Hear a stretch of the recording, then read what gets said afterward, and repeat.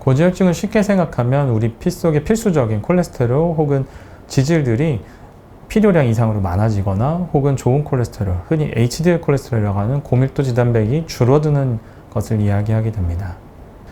일부의 경우에 가족성 혹은 유전성 고지혈증이라고 하는 경우가 있어서 이 경우에는 특별한 치료가 필요하게 되고요. 아주 어린 나이부터 고지혈증을 보이게 되기 때문에 콜레스테롤 수치를 낮추게 되는 스태틴이라는 약제를 평생 복용하게 됩니다. 아직까지 정확하게 밝혀진 원인은 잘 없습니다. 가족 중에 환자가 있다면 더 이완되기 쉽다라고 알려져 있고, 또 식생활 혹은 운동이 적은 생활을 하고 있거나 다른 질환과 같이 나타나는 경우도 있는 것으로 되어 있어서 주로는 식생활과 유전 혹은 생활 습관에 따른 영향에 의해서 발생한다고 알려져 있습니다. 이게 참 많은 논란이 있는 것 같습니다. 어떤 분들은 기름진 음식을 먹어도 수치가 많이 올라가지 않고, 어떤 분들은 기름진 음식 거의 먹지 않는데 수치가 많이 올라가서 고기 하루도 못 먹겠다 하시는 분들도 계시고, 어떤 분들은 매일 똑같이 사는데 조절이 잘 되고 있다 하시는 분도 계십니다. 이는 아마도 우리 몸의 근육을 만드는데 콜레스테롤이나 이 지방들이 많은 역할을 하고 있는데, 근육량이 많은 사람들은 아무래도 좀 더 고기나 기름진 것들 드셔도 괜찮은 것으로 보이고요.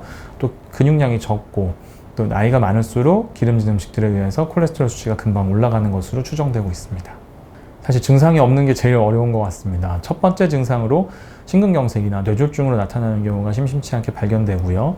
또 당뇨나 혹은 다른 고혈압 같은 질환들을 진단받으면서 발견되어서 치료에 시작하는 경우가 많이 있습니다. 따라서 증상이 시작한 다음에 치료받으려고 하시기보다 먼저 검사받고 치료 시작하는 것이 좀 더 안전하게 치료받는 방법이 되겠습니다.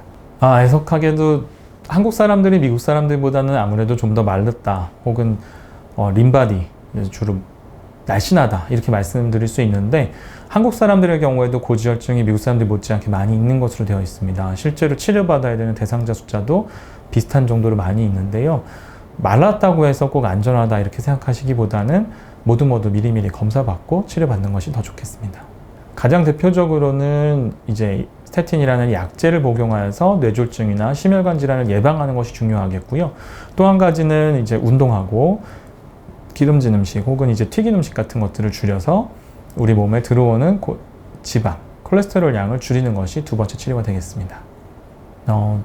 사실은 매일 복용하는 것이 좋겠고, 예전에는 가장 좋은 것은 저녁에 복용하는 것이라고 했는데, 저녁에 드시라고 하면 바쁘시다 보니까 까먹는 경우가 있습니다. 그래서 하루에 한 번 정해진 시간에 드실 수 있으면 가장 좋겠습니다.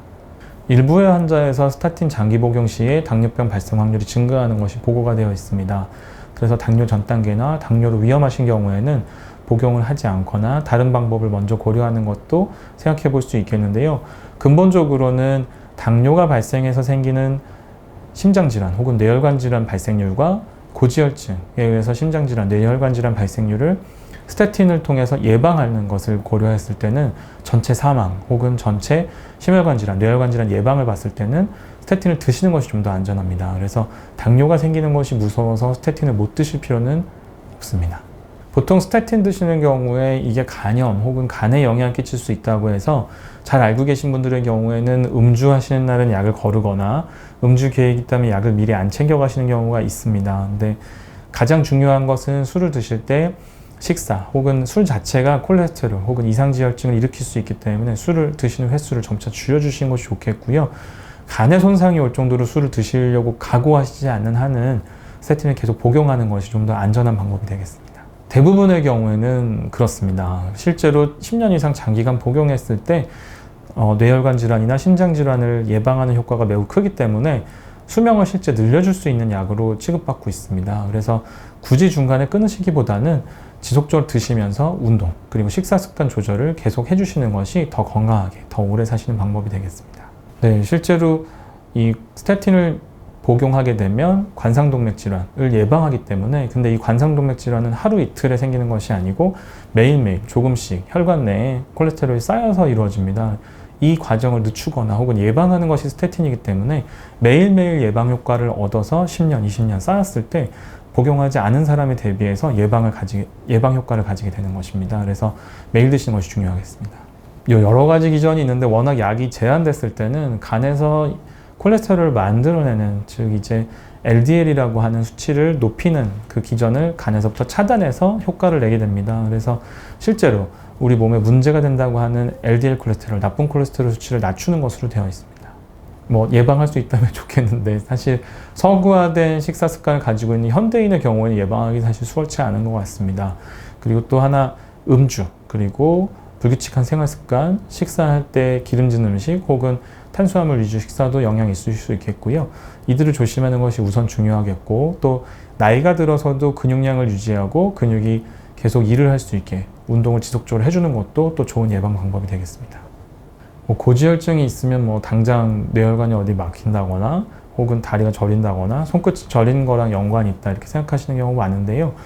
연관이 물론 있을 수도 있습니다. 근데 대부분은 그런 증상이 나타나기 전에 검사를 통해서 진단받으시는 것이 훨씬 안전한 방법이고, 스타틴을 드신다고 해서 저리던 손끝이 갑자기 좋아진다고는 하진 않습니다. 그래서 이 손끝에 반응이 없다고 해서 약이 효과가 없다 해서 끊지 않으시면 좋겠고, 좋아지고 있다는 믿음을 가지고 꾸준히 드시면 기대했던 효과를 얻으실 수 있을 걸로 생각합니다.